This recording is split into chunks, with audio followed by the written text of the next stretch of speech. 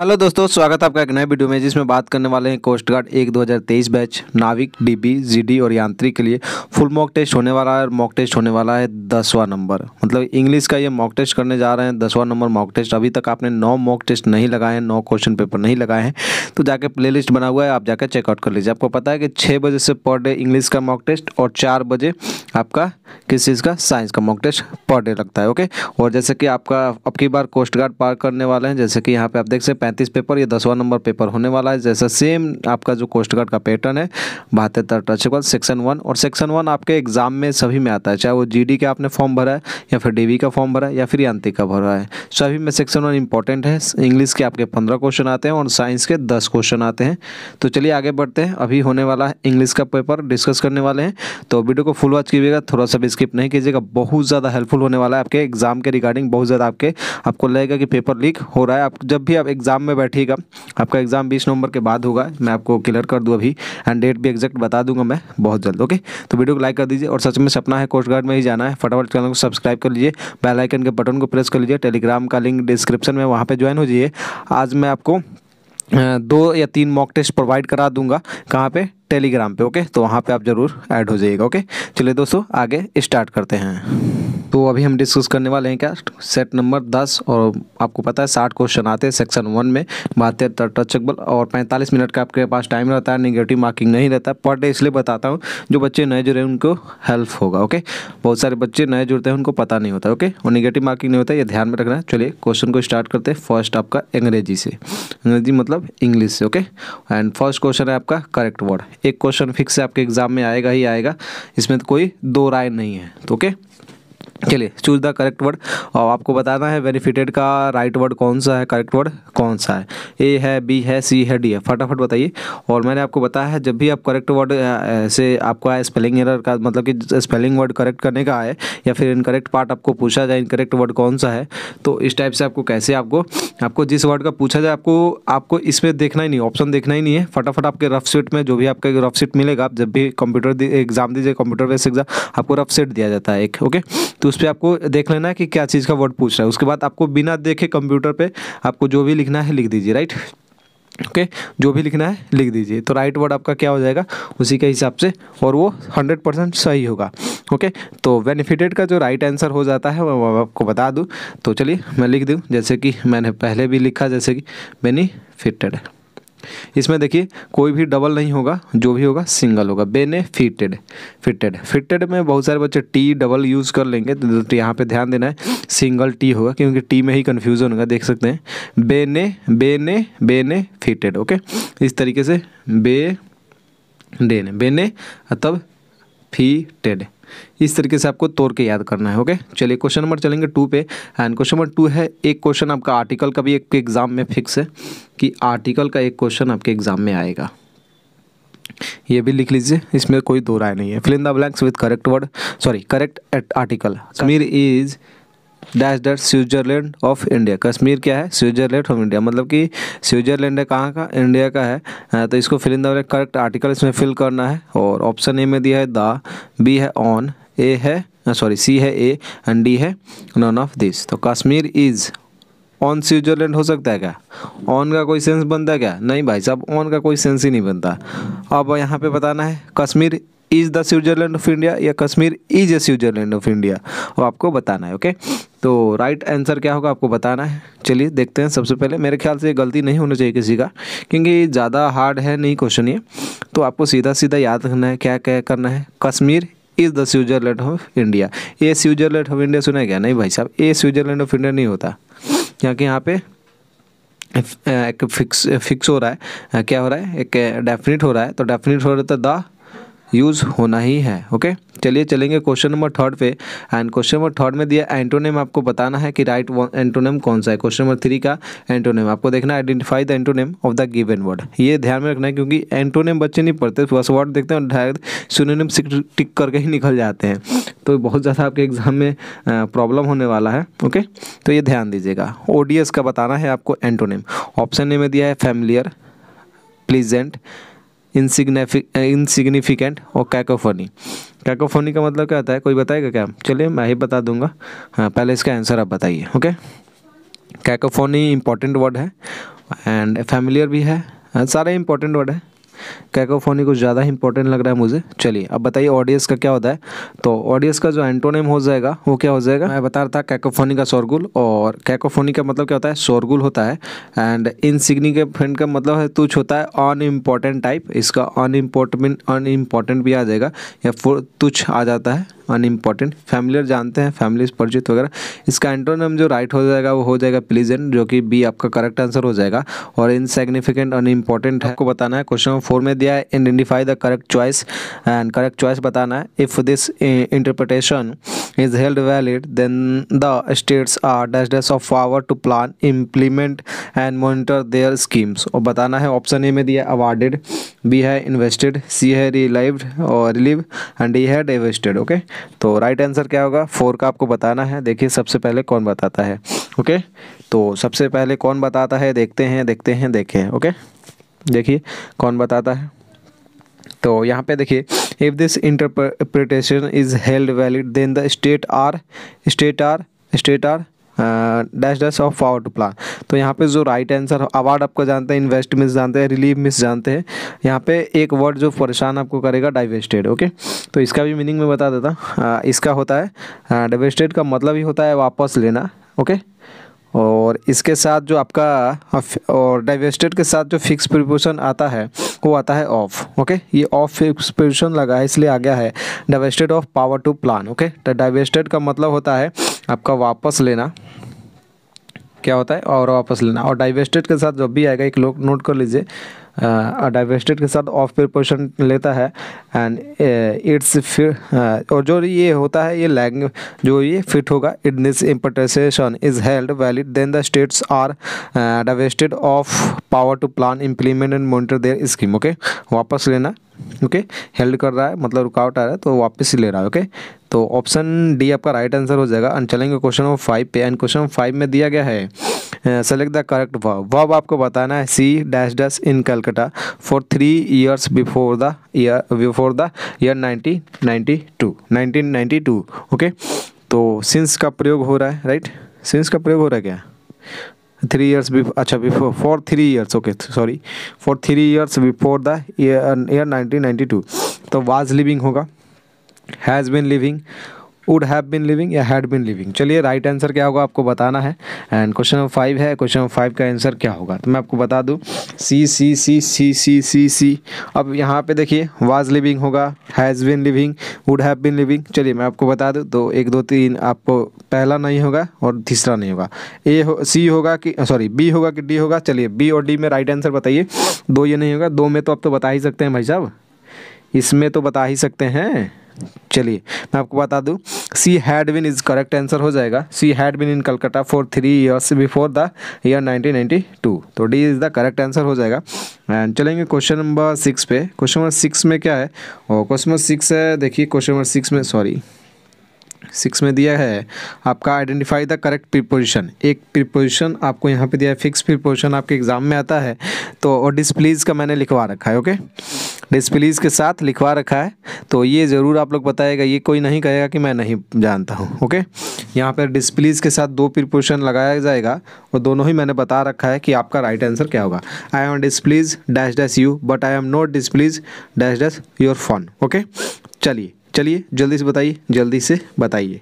Okay, क्या answer होगा, तो राइट आंसर क्या होगा मैं आपको बता दूं। ओके, जल्दी से बता देता हूँ। तो मैं आपको बता दूं, मैंने कई बार आपको पढ़ाया भी, जब भी ज़्यादातर आप कॉमन सेंस यूज़ कीजिएगा। किसी के आदमी यहाँ पे आ रहा है, पर्सन आ रहा है, तो यहाँ पे मैंने बताया था डिस्प्लीज with person, डिस्प्लीज with someone, डिस्प्लीज with person मतलब कोई भी है। तो यू आ रहा है तो यहाँ पे तो विथ करेक्ट आंसर हो जाएगा। अब विथ करेक्ट होगा तो सिर्फ एक ही एलिमिनेट हो रहा है, ये नहीं होगा, ये भी सही है, ये भी सही है, ये भी सही है। अब इसमें से जो यहाँ पे आएगा तो यहाँ पे क्या होगा, तो डिस्प्लीज जब भी आएगा, एक तो आएगा विथ यू, राइट, पर्सन के लिए विथ का प्रयोग होगा। एंड एक दूसरा आएगा जब डिस्प्लीज के साथ क्या आएगा, जब भी आएगा at object, as a object के रूप में आएगा, तो बी करेक्ट हो जाएगा क्योंकि एट होगा। Displease at your phone. Okay, I am not displease at your phone, I displease with you but I am not displease at your fun. तो B is the correct answer हो जाएगा। Okay, चलेंगे question number 7 पे। And question number 7 जो दिए रखा है मैंने, चूज द वन वर्ड, आपको बताना है सब्स्टिट्यूट। ये भी आपके एग्जाम में एक फिक्स है कि एक वन वर्ड आपके एग्जाम में आता ही आता है, इसमें तो कोई दो राय नहीं है, मतलब कोई कुछ भी हो जाए ये आएगा ही आएगा, ये फिक्स है। ये सारे क्वेश्चन जो मैं बता रहा हूँ तो इस पर आपको ज़्यादा फोकस करना है। One who fights for the sake of money, okay, one who fights for the sake of money. भाई साहब झगड़ा हो रहा है, भाई साहब लड़ाई हो रहा है, क्या फाइट्स हो रहा है, फाइट हो रहा है, fight for the sake of money, okay. Amateur, mercenary, patriot, और डी में दिया है वॉरियर। चलिए राइट आंसर क्या होगा आपको बताना है। 6 का राइट आंसर, 6 का तो हो गया, 7 का, ओके। चलिए मैं आपको बता दूं 7 का राइट आंसर क्या होगा। तो 7 का राइट आंसर जो one who fight for the sake of money होता है, एमेच्योर जो शौकीन टाइप जो होता है, नौसिखिया इस टाइप से। पैट्रियट देशभक्त जानते हैं, वॉरियर आप जानते ही हैं। तो यहाँ पे आपका B is the correct answer हो जाएगा। Mercenary is the correct answer. One who fight for the sake of money, mercenary is the correct answer, okay. तो चलेंगे क्वेश्चन नंबर 8 पे, एंड 8 आपको ध्यान देना है। क्वेश्चन नंबर 8 में दिया गया है identify the synonym of the given word. आपको बाउंटी का इंपॉर्टेंट वर्ड है, ये आपके एग्जाम में आया है, किस चीज़ के, एयरफोर्स के एग्जाम में आ चुका है। चलिए नोट कर लीजिए, एयरफोर्स और नेवी में आ चुका है, शायद आपकी बार कोस्ट गार्ड में भी आने के फुल चांसेस है, तो ये इंपॉर्टेंट है, इसको लगा लीजिए। भी आई किसी ना किसी सब्जेक्ट में देखने को मिलेगा बाउंटी का, आपको सिनोनिम्स या फिर एंटोनिम पूछ ले, जो पूछ ले। ऑप्शन ए में दिया है एडोनेशन, बी है गिफ्ट, सी है प्लेजर, डी है रिवार्ड, ओके। तो बाउंटी का राइट सिनोनिम्स क्या होगा, मतलब सेम मीनिंग आपको बताना है कि कौन सा होता है, आपको बताना है क्वेश्चन नंबर 8 का आंसर। चलिए मैं बता दूँ, बाउंटी का मतलब जो सिनोनिम होता है वो होता है, क्या होता है भाई साहब, वो होता है रिवार्ड। तो आप जानते हैं रिवार्ड देना, डोनेशन मीन्स डोनेशन करना कोई चीज़, प्लेजर मीन्स जानते ही हैं। तो यहाँ पर बाउंटी, सभी वर्ड आपको इजी है, बट बाउंटिंग का पता होगा तभी ना बताएंगे। तो बाउंटी का मतलब होता है गिफ्ट, तो B is the correct answer हो जाएगा। सिनोनिम जो आपका यही हो जाएगा, gift is the correct answer. चलेंगे क्वेश्चन नंबर 9 पे। क्वेश्चन नंबर 9 है fill in the blank with suitable conjunction, okay. Conjunction आपको बताना है। She was intelligent dash dash she was poor, okay. तो कॉमन सेंस यूज़ कीजिएगा, तो कंजक्शन यहाँ पे फिल कर लीजिएगा। आपको लग रहा है क्या she was intelligent and she was poor, लग रहा है क्या, डबल आएगा क्या, डबल आएगा क्या, एंड आएगा क्या, बताइए जल्दी। She was intelligent but she was poor, बताइए। She was intelligent since she was poor, she was intelligent if she was poor. चलिए अब बताइए राइट आंसर क्या होगा। तो मैं आपको बता दूं कि राइट आंसर क्या होगा। चलिए देखते हैं सबसे पहले कौन बताता है, कॉमन सेंस ही लगाइएगा। वह इंटेलिजेंट थी और गरीब थी, और गरीब भी थी, इस तरीके से होगा क्या, नहीं भाई साहब, गरीब थी लेकिन गरीब थी, okay. B is the correct answer हो जाएगा। क्या होगा, आप कॉमन सेंस यूज़ कर, she was intelligent but she was poor, okay. And she was poor नहीं होगा, सिंस सी वॉज पुअर नहीं होगा, इफ़ सी वॉज पुअर नहीं होगा, ये तीनों ही गलत हो जाएंगे आपके। एंड ओके, ये तीनों ही गलत हो जाएंगे। B is the correct answer हो जाएगा, but is the right answer, okay. चलेंगे क्वेश्चन नंबर 10 पे, एंड क्वेश्चन नंबर 10 में दिया गया है, आपका क्वेश्चन नंबर 10 में दिया गया है। अब देखिए, identify the meaning of the given items and phrase बताने हैं आपको। टू बीट द एयर, अब भाई साहब हवा को मतलब बीट कर दे रहे हैं, तो भाई साहब अब तो इसमें तो आप बता ही रहे ना। To act foolishly, option A में दिया to act foolishly. Act foolishly क्या, फुलिशली मतलब जानते हैं मूर्खतापूर्वक, okay. Vigorlessly, to move vigorlessly, to move sluggishly, और डी में दे to make efforts that are useless, okay. To beat the air का मतलब क्या होता है, इंपॉर्टेंट क्वेश्चन है, ये करा भी रखा है मैंने आपको, ओके। तो चलिए बता दीजिए कि राइट आंसर क्या होगा। मैं आपको बता दूं, यहाँ पे जो राइट आंसर हो जाएगा आपका कितने का, 10 का, जो हो जाएगा टू बीट द एयर, मतलब बीट एयर को बीट करना ये पॉसिबल है क्या, तो to make effort that are useless और वैन, जो आप एफर्ट लगा रहे हो वो बेकार है, यूजलेस है। भाई साहब एयर को बीट कर सकते हैं क्या, नहीं कर सकते ना, तो ये जो आपका यूज है ये बेकार है, यूजलेस है, वैन है, ओके। तो it is the correct answer, mind use कीजिए और क्वेश्चन को टिक कीजिए। चलेंगे क्वेश्चन नंबर 11 पे, राइट। क्वेश्चन नंबर 11 में दिया गया है, क्वेश्चन नंबर 11। चलिए 11 आ गया है। इनकरेक्ट पार्ट आपको बताना है, ओके। चलिए इनकरेक्ट पार्ट क्या होगा आपको बताना है, एंड इनकरेक्ट पार्ट देखते हैं सबसे पहले कौन बताता है। क्वेश्चन नंबर 11 है आपका, identified the incorrect. Satyajit Ray who conceive co-authored and directed a number of good films was one of India's most talented filmmaker। No error, D में दिया है, तो आपको बताना है आपका A part, B part, C part and D part. A part एक line में है, ये ए पार्ट है, ये बी पार्ट है, ये सी पार्ट है एंड डी आपका नो एरर का पार्ट है। ओके, चलिए बताइए किस पार्ट में आपका गलती है और राइट आंसर क्या होगा मैं आपको बता दूं। चलिए चलिए चलिए चलिए चलिए जल्दी से बताइए।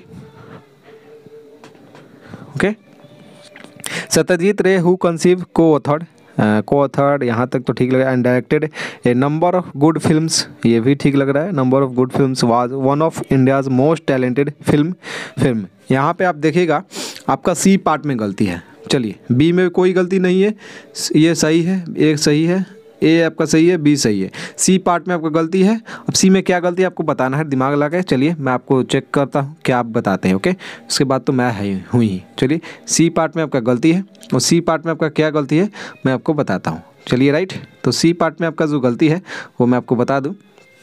ओके, सी पार्ट में जो क्या गलती है, देखिए यहाँ पे प्लूरल की बात कर रहे हैं राइट। यहाँ पे जब भी देखिए सत्यजाय हु कंसीव ऑफ को author and directed A number of good films की बात करें, number of good films was one of India's most talented film.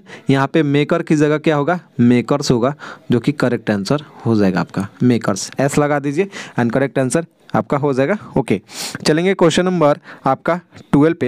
And question number 12 में क्या दिया है वो देख लीजिए। क्वेश्चन नंबर 12 में दिया है identify the incorrect speech. Right, incorrect speech आपको बताना है और देखते हैं सबसे पहले कौन बताता है। क्वेश्चन नंबर 12 है identify the indirect speech. I said to my brother let us go to home to some hill station for change. I said to my brother, मैंने अपने ब्रदर से कहा लेट अस गो, चलो कहीं चलते हैं। कहाँ चलेंगे भाई साहब, सम हिल स्टेशन फॉर चेंज, कुछ बदलाव वगैरह इस तरीके से माइंड वगैरह को चेंज करेंगे। ऑप्शन बताइए कौन सा राइट है। ओके, एंड कल चलेंगे। ऑप्शन ए में दिया है I ask my brother to go to some hill station for change, option A में दिया है। बी में दिया है I ask my brother if he would go to some hill station for change. C में दिया I permitted my brother to go to some hill station for change. D में दिया I suggested to my brother that we should go to some hill station for change. Okay, तो right answer क्या होगा 12 का आपको बताना है और देखते हैं सबसे पहले कौन बताता है। ओके, तो मैं आपको बता दूं, सेड टू माई ब्रदर, अपने ब्रदर से कह रहा है लेट अस गो, मतलब कि ये क्या आ रहा है, एक आस्क कर रहा है, क्या आस्क नहीं कर रहा है ब्रदर से, तो आस्क नहीं कर रहा है, आपको यहाँ पे दिमाग लगाना है, आस्क नहीं कर रहा है राइट। तो ए और बी ये दोनों ही कर रहे हैं। परमिशन मांग रहा है, क्या I said to my brother let us, क्या कर रहा है, कहीं चलते हैं भाई साहब, हम हिल स्टेशन पे चलते हैं कहीं फॉर ए चेंज, कुछ बदलाव हो, कुछ हम दिमाग वगैरह चेंज हो, इस टाइप से आप समझ सकते हैं। तो ये क्या आ रहा है, सजेशन दे रहा है, और सजेशन दे रहा है तो आपका डी आंसर इसी तरह सही हो जाएगा क्योंकि ये सारा कुछ वही है।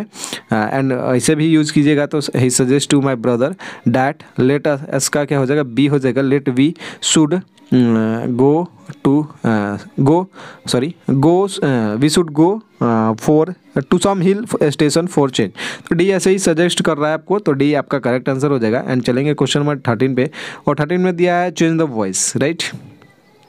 वॉइस आपको बताना है और वॉइस कौन सा सही होगा आपको बताना है। Change the voice question number 13 है। एंड चलिए इसका देखते हैं सबसे पहले कौन बताता है। The noise of the traffic kept me awake. Okay, the noise of the traffic kept me awake, अगर आप जुड़े रहिएगा ना लास्ट तक 35 पेपर तक, तो आपका पैसिव वॉइस और ये फिक्स है, एक वॉइस आएगा, एक नरेशन आएगा फिक्स है, ये आपका फिक्स है, और ये मैं आपको यहीं से फिक्स कर दूंगा, आपको एक्स्ट्रा पढ़ने की जरूरत नहीं, बस आप टेंस पढ़ लीजिए। और नहीं पढ़िएगा तो मैं आपकी बार संडे को प्लान कर रहा हूँ कि टेंस आपका पूरा कंप्लीट सोच रहा हूँ करा दूँ, या फिर 1-2 क्लास में टेंस को कंप्लीट करा देते हैं। ओके, ऑप्शन ए में दिया है I remain awake by the noise of the traffic. B में दिया I was kept walking by the noise of the traffic. C में दिया I was kept awake by the noise of the traffic. D में दिया the traffic kept me awake by the noise. Okay, तो right answer क्या होगा आपको बताना होगा। चलिए देखते हैं सबसे पहले कौन बताता है कि क्या होगा, देखते हैं सबसे पहले कौन बताता है। तो चलिए मैं आपको बता दूं वॉइस आपका चेंज कैसे करते हैं। आपको पता है यहाँ पे देखिए, यहाँ पे आपका इसमें से आपको पता है सब्जेक्ट का ऑब्जेक्ट, ऑब्जेक्ट का सब्जेक्ट करते हैं, इधर का इधर, इधर का इधर, इधर का इधर करते हैं, ये आपको पता है। इधर का इधर और इधर का इधर करेंगे, तो यहाँ पे आप थोड़ा सा दिमाग लगेगा, इधर का इधर तो करेंगे। अब कैसे करेंगे, यहाँ पे देखिएगा मी है राइट, और मी है तो आपका उठ के आएगा। आपको क्या ऐसा लगता है क्या, the traffic kept me awake, ऐसा नहीं बन सकता सब्जेक्ट। यहाँ पे मी एक अकेला दिया है तो आई, और आई उठेगा, और यहाँ पे कैप्ट है तो कैप्ट है तो भाई साहब तो सीधा सीधा आवाज़ लगेगा, फिक्स है। तो ए और डी तो ऐसे ही गलत हो गया, ए और डी तो गलत होगा। अब बचेगा I was kept awake by the noise of the traffic या फिर वॉकिंग बाय द। अब यहाँ पे देखिए अवेक दिया है, वॉकिंग का कोई सेंस तो है नहीं, वॉकिंग हो जाएगा। तो I was kept awake by the noise of the traffic is the right answer. तो बी आपका सी इज द करेक्ट आंसर हो जाएगा 13 का। एंड चलेंगे क्वेश्चन नंबर आपका 14 पे, राइट। क्वेश्चन नंबर 14 में दिया है fill in the blank with suitable word. 14 number question है और सूटेबल वर्ड आपको बताना है। Ramesh well wishers went to extreme to dash dash his, यहाँ पर डैश है, हिज बिजनेस रिपुटेशन। ओके, तो फिल करना है, क्या होगा, extreme to dash dash his business reputation. Right answer आपका क्या होगा आपको बताना है। 14 नंबर क्वेश्चन है आपका एंड 14 का आंसर क्या होगा आपको बताना है। तो चलिए मैं बता दूँ। फर्स्ट आपका दिया है स्पीक, बी है enhance, disturb and spoil. Spoil पता है आपको, स्पॉइल मीन्स खराब करना, डिस्टर्ब मीन्स डिस्टर्ब करना, किसी को परेशान करना, स्पीक मतलब बोलना, इनहेंस का चलिए मैं नहीं बताऊंगा। अब बताइए आपका क्या होगा। Ramesh well wishers went to extreme to dash dash his business reputation. तो क्या होगा, enhance is the right answer हो जाएगा। इनहेंस इज द, क्योंकि disturb his business reputation, extreme to enhance होगा, डिस्टर्ब नहीं होगा। एक्सट्रीम टू डिस्टर्ब सोचते हैं, extreme to disturb, extreme to spoil, आपको लगेगा कि सब सही है, but enhance is the right answer हो जाएगा। एंड चलेंगे क्वेश्चन नंबर 15 पे। एंड क्वेश्चन 15 क्या दे रहा है आपका। क्वेश्चन 15 है form an adjective form the given word. आपका एडजेक्टिव फॉर्म बताना है कि राइट आंसर क्या होगा। ओके 15 का राइट आंसर क्या होगा, एडजेक्टिव बताना है किस चीज़ का, क्रिटिक का। क्रिटिक का एडजेक्टिव क्या होता है आपको बताना है। देखते हैं, ऑप्शन ए है द क्रिटिकल, क्रिटिकल, क्रिटिक या फिर क्रिटिसेल।